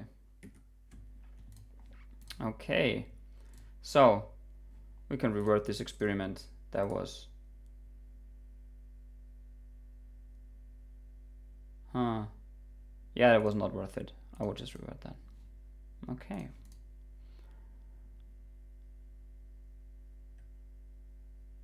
Off topic but interesting question. Do streamed web components make server components pure overhead? I honestly have no idea how to answer that because I think I barely understand the words in that question. The whole server components thing is something that I really need to look into. I haven't had the time lately to do that, or to get ahead with like what it means for React and for the ecosystem and for Next.js. Yeah, can't really answer the question. Sorry. Gotta be honest when I don't know things. There's a lot of things I don't know. One of the things is like I just got to use Next.js for the first time at work. Never had much to do with rendering anything on the server. Like if you work on an application that you have started, when did we start? Like 5 or 6 years back. Then there was never just the time to get into this and refactor it in such a big way to do that. Okay. Right, so the next experiment was probably just to see if we can refactor this code a little bit and extract it out into something that kind of works for both query defaults and for mutation defaults. But I actually need to see them next to each other. So there is get mutation defaults and there is get query defaults. And they are, I mean, we still need two functions because we need them to return different values. We need them to take different keys. And then internally we store them on 2 different places, which is fine, 2 different maps. But then everything else is pretty much the same. The matching default finding. Here we search for query key, here we search for mutation key. What is X? We could actually, that's a query default and that's a mutation default. And then there are the default options. So yeah, I think there would be a way to kind of unify those two. And then the biggest problem would be to make it work with TypeScript. Because then you need a generic that says, okay, if you have a mutation key passed in, then you need mutation observer options, and then it's called .mutation key and not something, even though we could probably streamline this and just call it key, but it would still have a different type. Yeah, I don't know if I would actually really want to look into this too much. This little bit of duplication was there before anyways. And it's not the worst thing. I mean, maybe in terms of we can decrease the bundle size and abstract this thing into 1 function instead of 2. That might make a little bit of sense. But then again, every abstraction needs to really be sure that the things are the same. But when looking at this, query defaults and mutation defaults probably should always behave the same, apart from the fact that one operates on queries and the other one operates on mutations. So with that in mind, it would make sense to create an abstraction, even though it also has a bit of an overhead in terms of maintainability and getting the types right and stuff like that. But then we would actually need to do it for everything. So there's default query options and then there is default mutation options, and this basically does kind of the same thing, just on a different level. Like it spreads the different things. And then there's this, yeah. So I don't know. I'm not too hyped about, because this is just code that works, right? I mean, it's twice the same code, but it works, and we merged the things together. That also works. So I'm pretty happy about this. Right now, I don't see anything wrong with that. Let me just see if nope, we don't have any changes. let me just push this real quickly. Let me just see if it works on CI. Let's create a draft PR and see if it works on CI. And then, of course, we could add more tests. That's always good. We haven't done it for the mutations part.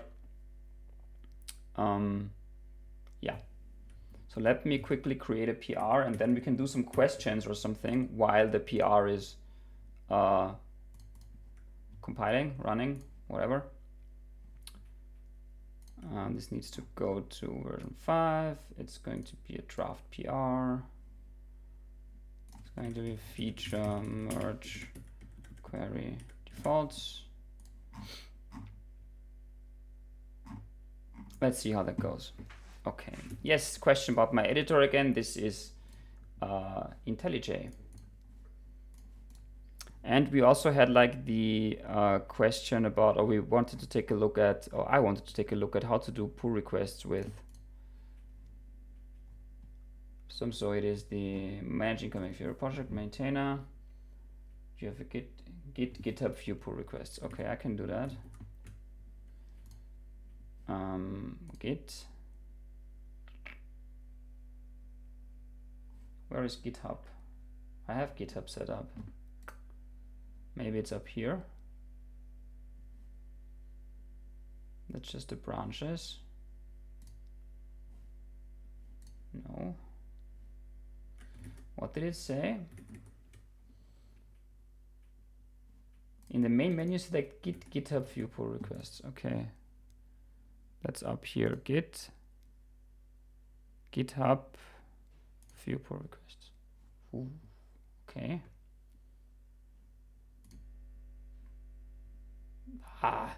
Okay. Jesus. Gists, organization and teams read-only repositories. Yeah, of course it needs to be able to read and write everything. But it's JetBrains. Okay, cool.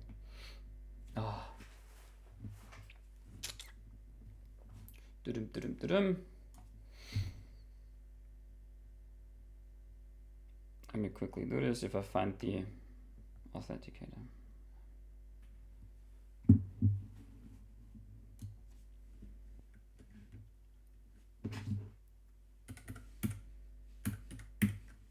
Okay.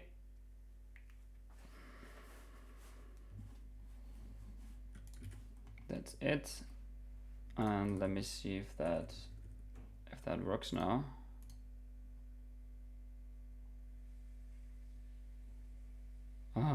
Meaning that data access third party is limited.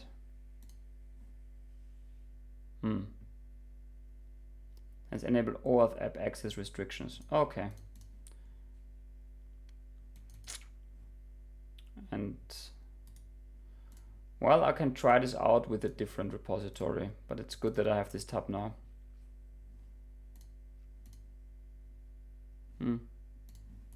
This would be a cool feature to have.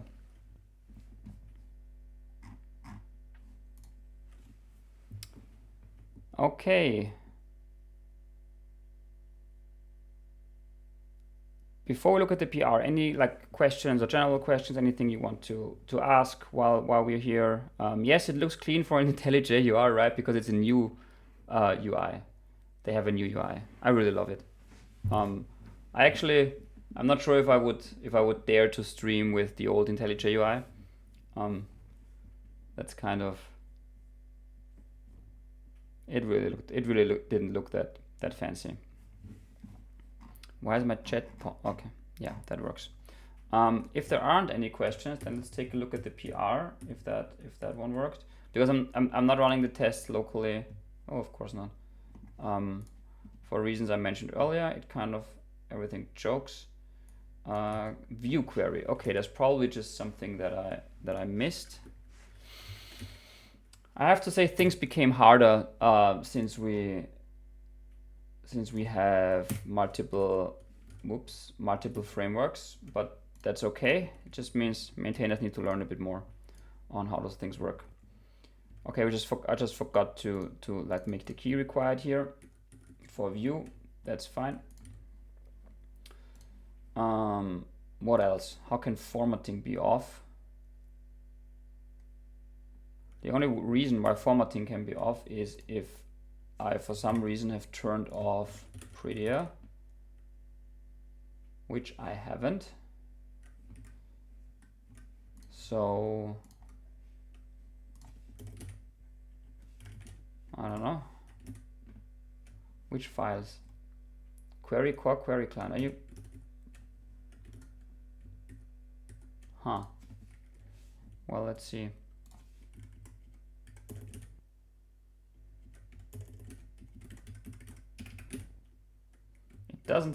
It doesn't format. Okay. Well, on save. Like, are you?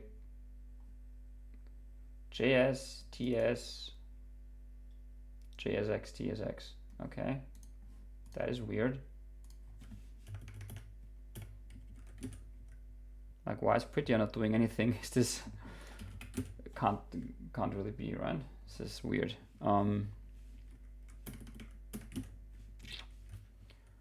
What I can do is I can go to package.json and I can run prettier, right? Let's see how it goes. But I've never had this, that prettier doesn't work in my editor. Like, what's even? But yeah, I just reformatted everything. And also in the test. I can't even write without prettier. Oh, interesting. So all the code I wrote was without prettier. Interesting. Didn't think I could write code without prettier. I still don't think I can. And then this fails because of TypeScript. Okay. So let's commit these changes.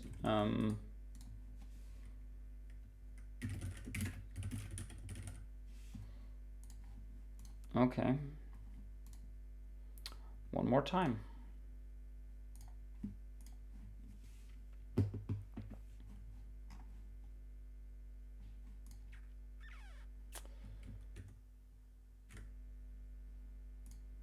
Okay, let's see if this, yeah, this is running.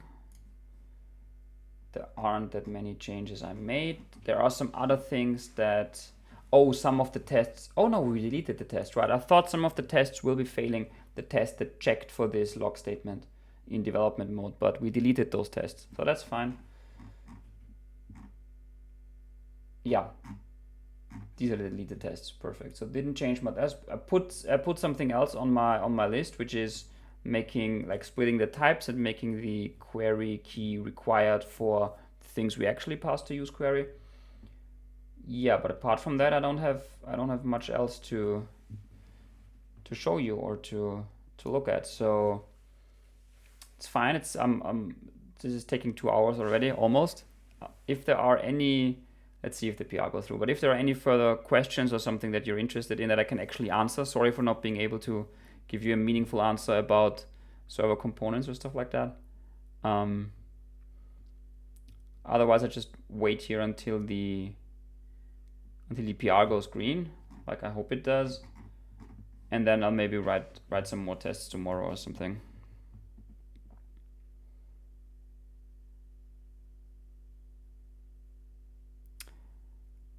How am I managing my tasks? Yeah, I'm notoriously bad at managing my tasks. I have a notepad thingy, something for TanStack version 5, where there are a bunch of things in there that are not in the version 5 milestone yet. And I kind of have this split between my phone and the laptop, because whenever and it's not synced. So whenever I kind of get an idea, I just write it down on my phone. And I'm using a different app on the laptop. I don't know why. That's probably not a good idea. I could just use the macOS notes, actually. That would auto sync, I guess, with iCloud at least. And then, yeah, I really like to have things, at least for version 5, in GitHub. But this is also disparate at the moment. There's the version 5 issues that I made, which is probably the best way with this roadmap. But then there are some things in the discussions and the RFCs and the roadmap that's on here. This one is not like really super up to date. Most of the things have been done. And there is one thing that I just recently decided again to do it. So this is this first thing here on the list that actually led towards me thinking that a next major version would be a good idea. And then it kind of didn't make the cut. We removed it from the list because I didn't think it would give, like, it would clear up the confusion that version 4 created. But now I put it back on the list because I think it's better than what we have now. So this is the one thing I'm also excited to do, and I haven't created an issue for this because I almost forgot about this, first of all. And second of all, it was removed from the things we want to do, and now I've re-edited, so I need to create an issue for it. But it's also not very interesting to look at when actually working on it, I think, because it's just about renaming something and renaming and introducing something else. But the underlying issue on why I did it that way and why it took me so long to go back and forth between, oh, we should change this, no, it's actually fine, well, we should still change it. I think that is quite interesting. It is, I mean, interesting. It's been in my brain for the last 6 months, and I hate it. I hate that I made the change in version 4 in the first place. I've gotten so much negative feedback. I know that negative feedback is usually the loudest, but this was the thing that I got the most negative feedback on. And this obviously, like any kind of, when people say, well, this is shit, like, why did you do it this way? That's kind of, yeah, that gets to you as someone who came up with the idea.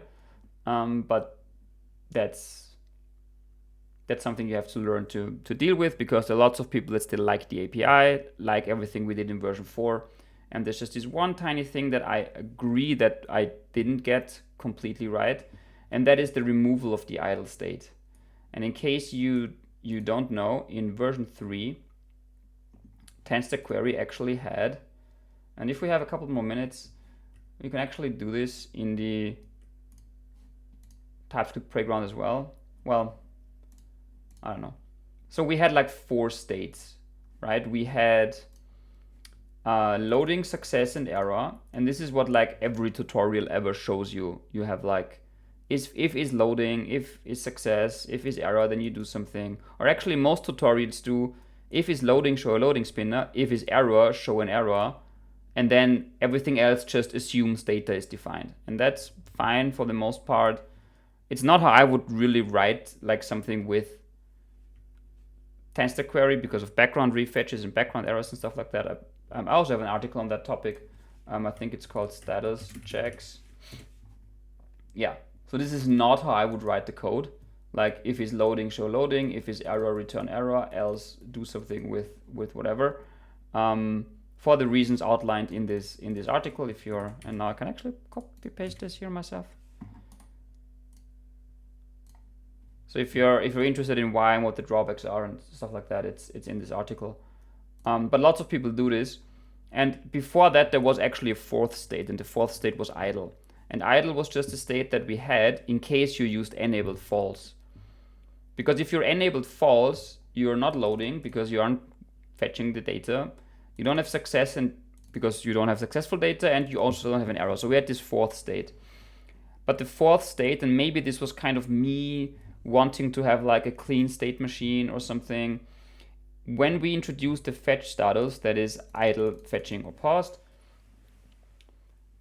the idle state that we had on the main status field didn't really go well with the fetch status, because if we have these 3 or 6, like these 3 main status fields and the 3 other status fields, all combinations are possible. So you can be in success state, but you can be fetching. This is what happens every time when you have a background refetch. You can be in success state and you can be idle. This is obviously what happens when you have like a successful query and you're not doing another fetch at the moment. Or you can be in, I don't know, error state and paused, right? If you have an error and you refetch the error, and then you're getting into and this fetch is paused because you have no network connection. So all of this was introduced with this fetch status when we made the improvements to the offline experience with TanStack query. So now all of these combinations make sense, and I was super excited about this. We could remove the idle state, This was also important for TypeScript, because if you have like a loading state, and if you remove the success and the error state like we're actually doing in this example, so if you are removing is loading and error, then the type narrowing actually makes sure that data is defined.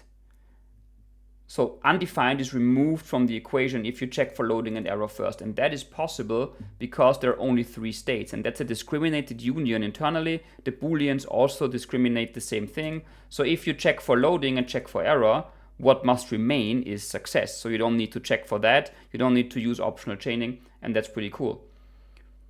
But it didn't work in version 3 because there was always the idle state. Nobody was ever checking for the idle state, actually. It was just like something that was around in case you had disabled.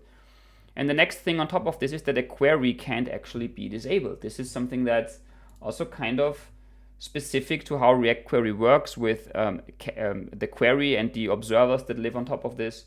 So long story short, a query cannot be disabled. A query can just be. It can be in one of those states. What you can disable is the use query instance or observer so that it actually triggers a fetch. If you do that with the enabled, then this instance doesn't actually trigger a fetch, but you will still be subscribed to everything. The status will not necessarily be idle. In idle state, the data is undefined, yes, but just because you have a query that, it was, right? There is no idle state anymore. But in that state, the data was undefined because you haven't fetched data yet. But only because one of the, like, one way where you write use query, because it's enabled false, doesn't mean that it goes into idle state. It goes into whatever state that query is. Because you might have called set query data on it with a button click, and then the query goes into success state because all of a sudden it has data. It just didn't fetch it for itself. Or you might have called prefetch query somewhere or on the server, or you've used hydration to put data into the cache. Whatever, there are multiple reasons to get data into the cache apart from actually fetching it with the use query call. And that's what you get even if your observer is disabled. You basically say I'm always in sync with the state that is in the cache. So even if a query is, if an observer is disabled, or even if all of them are disabled, you can still have the query be in success state or in error state. And that is why this idle thing was kind of an exception to the rule that we had. So I was super excited when we removed this. But I forgot one thing. And I really forgot it. There's no excuse about this. I didn't test it enough on like real code bases that use this. And that is the lazy queries. So something, an addition that we added to the docs, because this is actually the best way on how to work with queries and filters and things where you're waiting for input, is to actually set your query not to enabled false. I was always thinking about enabled false, but in this case, it's about like temporarily being disabled. So here we say we have a filter, and this filter starts off as empty, and we have a filter form, and this filter form has its own state. This is pretty similar to what I did on the Learn with JSON last time. So we have a filters form, and once you apply the changes, we set the filter, and then we put the filter in the query key, and we want to fetch with the filter. And I left it out under Learn with JSON. We were just fetching instantly all the things. But if you want to say, no, I don't want to fetch like immediately without any data, without any filter, I'm just going to disable the query for now, right? And then once the user hits the apply button in the filter form, the query automatically enables itself. It automatically fetches. Everything works just nicely. But because we removed the idle state, there is nothing that actually this query that is temporarily disabled can be in. So by definition of those 3 states, and this is also in the docs, by definition, the success state means that we successfully have data in the cache, and at this point data is no longer undefined. And error means that we have an error in cache for our query, and that error is no longer undefined, or null in this case. And everything else falls back to this first state, and this first state is loading. And I thought that's okay, but like the more you think about it, in this situation, a query that runs like this will be in loading true. It won't be in fetching, because it's not fetching. It will be in loading and idle. And that is kind of what I wanted, what I actually wanted to communicate is loading doesn't mean we are loading data in terms of there's a loading, should be a loading spinner on the screen. Loading actually means we don't have data yet, for whatever reason. And this query here doesn't have data because it never fetched it. There is no data in the cache. That's the only thing that this loading state communicates. But obviously, loading is a very bad name for this scenario to be in, I think. Because it means that if you take this query and you put it somewhere, like here, let's take this example from before, and we do this, and then we do like if query info.is loading, like return loading, or just, yeah, whatever, just loading, right? And then you have like enabled not my variable, whatever, or let's just do enabled false for the sake of the argument. Then what happens here is that you show an infinite loading spinner, basically, because the button that might enable the query is not shown because you start off in loading state. And that was the breaking change from version 3. Before that, you would start off in the idle state and you wouldn't show the loading spinner, and as soon as you click the button, you would go into loading state because now you're loading, and then we are showing the loading spinner. But we didn't change that. Like, we removed the idle state, but there was no replacement for the loading state. And then loading now has a different meaning. I still think the meaning is okay in terms of what the status does. The status tells you something about your data, and the fetch status tells you something about if the query function is running or not. So that means that success means you have data, error means you have an error, and loading means we don't have data. And there can be multiple reasons why we don't have data. And, you know, because we are currently fetching it is just one of them. But I also loading fees, thank you, Oleg. This is kind of like, I mean, maybe you've just read the proposal, because we set status pending. But even if, thank you for kind of the bridge towards that. It means pending, yes. And I was this close in version 4. I remember saying I want to rename it to pending, but that's probably like a big breaking change, because then people don't have their is loading flag anymore and their loading state, and why would it be pending? And I really liked pending because it's like, in terms of promises, a promise can be pending or fulfilled or rejected, and pending just means like the promise has no data yet. And this, I think it goes very well together with the asynchronous state management and promise-based state management that we do, which is why in version 5 we are going to rename loading to pending, and we're going to expose is pending instead of is loading. But, and this is something that I didn't think about back then when I said this is such a breaking change, people like their loading states, we can still expose a loading state, because what we did in order to, like, I got so much negative feedback that we created an is initial loading flag that basically combines is loading and is fetching. Like, this is the state where you should show a loading spinner. So if we go into this situation, we would do is initial loading, and that means, okay, now I'm like loading, I'm like fetching, and I have no data. That's what it means. And that's like, I want to display a loading spinner. But, and that's kind of like the good thing about it, if we remove the loading state and we rename it to pending, and then we have an is pending flag, we can have this derived flag just be called is loading. And that's also what we're going to do. Is loading is a much better name for this condition, because that's what people are used to, right? If something says is loading, I want to show a loading spinner.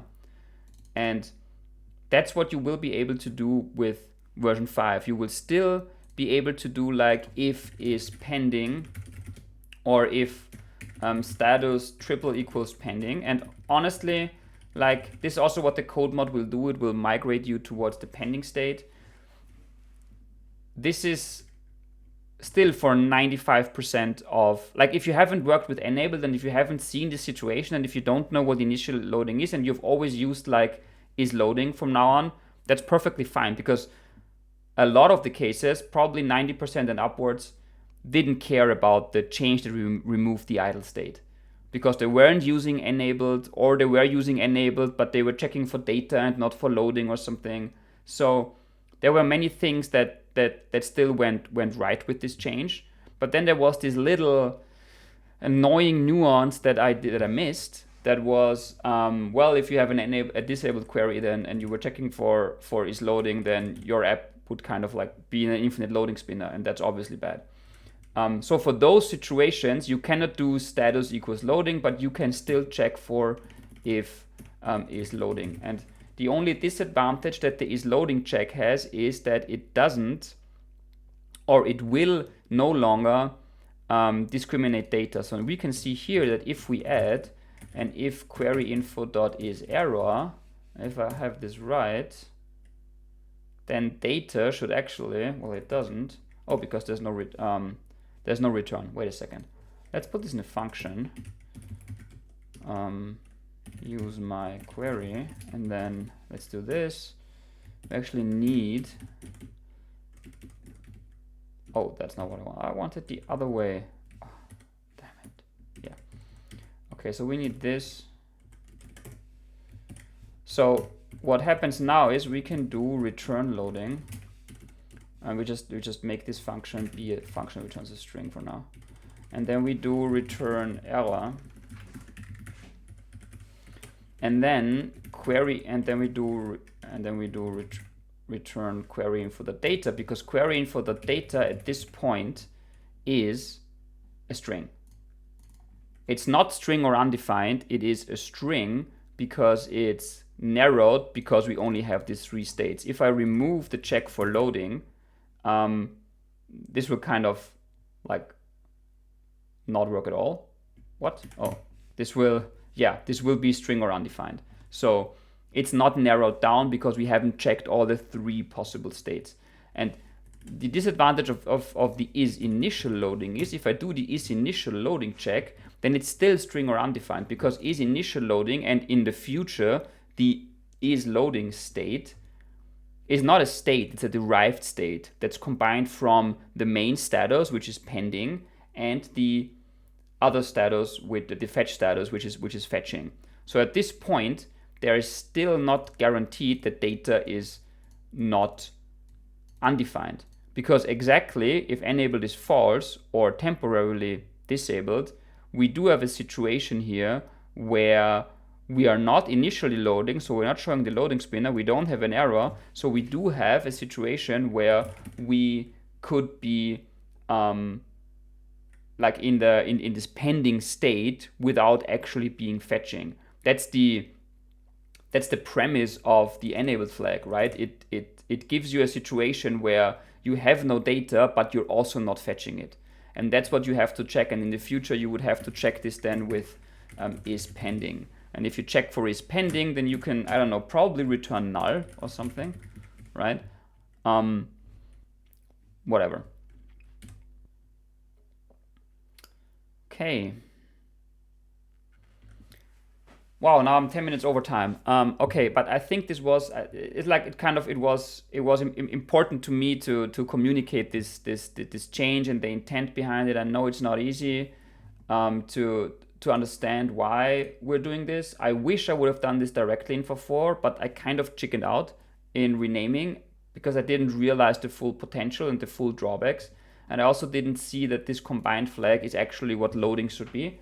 It took me a bit of time and negative feedback to realize that. So I hope that we're going to fix this in the next major version. I hope we're going to have a good code mod that, you know, like renaming this twice is like in a short succession. So version 4 changes it, version 5 changes it again. But I'm totally up to, you know, concluding that I totally missed this and that was just my mistake, and now we're going to fix it. It's the only thing we can do now, right? Major version is out, we're going to do a new major version, and hopefully this time I'm not going to miss a thing. So yeah, with that in mind, let's take a quick last look on my pull request. Some test failed, could be a flaky test. I'm just going to run it again. Yeah, if there's just one failure and it's unrelated, it's usually a flaky test. Oh, something in view.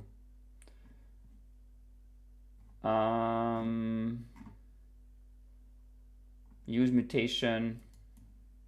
It's going to run. We do have some flaky tests. I think I said this the last time. We have to get better at the flaky tests. And if it's still the view test, I don't know. I'm going to have to ask the view query maintainers to take a look at this once I make the PR ready.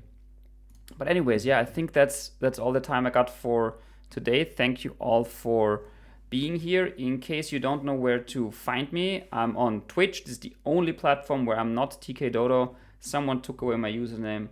I was just not fast enough. Everywhere else, my blog is on tkdodo.eu/blog.